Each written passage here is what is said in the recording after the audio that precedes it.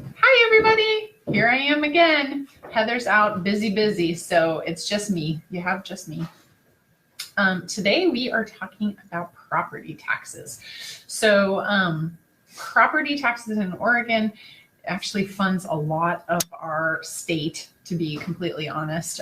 And property taxes seem to go up every year, but they're really actually capped.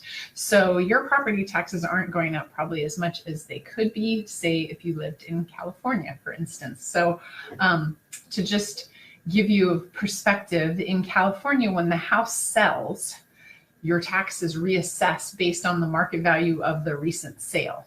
That does not happen here, thank goodness. So at least for us owners. And so what happens is, you get this statement in the mail. Here, I'm going to show you mine.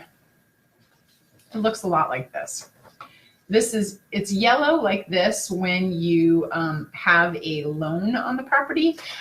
It would be green if you owned the property outright. So obviously I have a yellow one because I have a loan on mine. And what that means is the property taxes are due. This is going to be super weird. But our property taxes are due in October.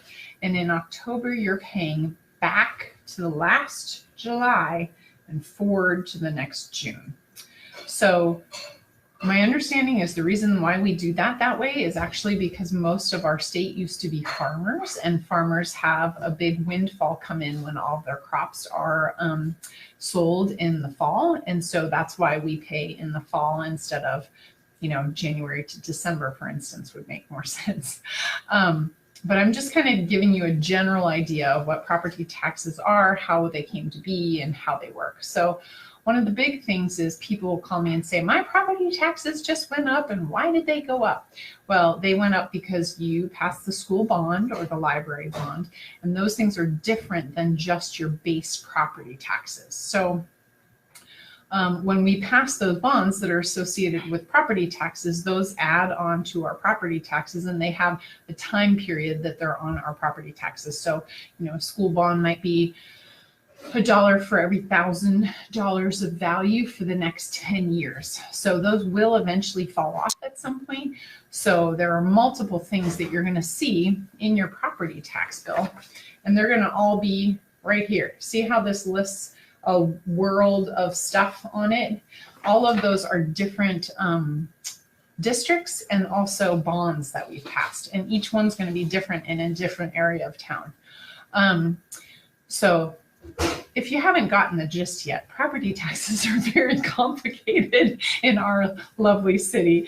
And a lot of people are like, man, I feel like I'm paying way too much. I shouldn't be paying this much in property taxes. So you can appeal them, and you can only appeal them in January, and there is a very short window.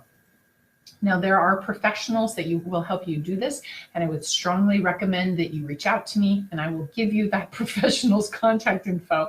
But if you decide to go it alone, you make an appointment with the court. You get 10 minutes in front of the court-appointed person, and they get to decide. So you better have some really compulsive or very compelling evidence as to why your property taxes should not be what they are.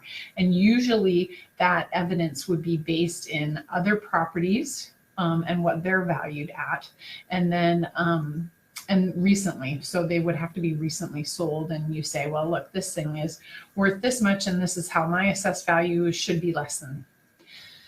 So long story short, you should probably hire a professional.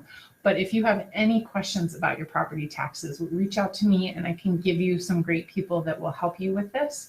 And we can just kind of talk through it. I hope I've just confused the crap out of you.